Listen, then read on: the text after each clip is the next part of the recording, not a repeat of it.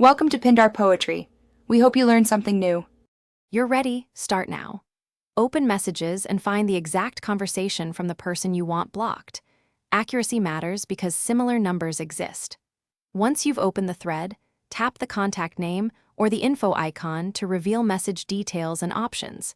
This is where the blocking control lives. Make sure you have enough battery and a network signal so settings save properly, and keep the contact visible on screen while you continue to the next step. You'll now execute the block. When you tap Info or Details, choose block this caller, or Send to Spam depending on your OS. You're telling the phone to refuse future messages.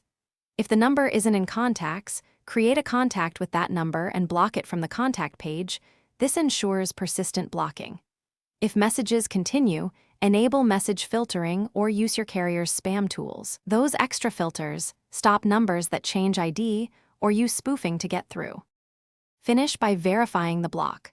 Go to Settings, Phone, or Messages, then Blocked Contacts and confirm the number is listed.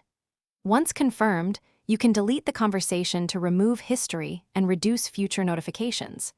Make sure Do Not Disturb or filtered messages aren't hiding errors. If texts still arrive, the sender may be spoofing or using a third-party service. Contact your carrier and report spam, because carriers can block at the network level. Thanks for watching. Consider subscribing if we helped you.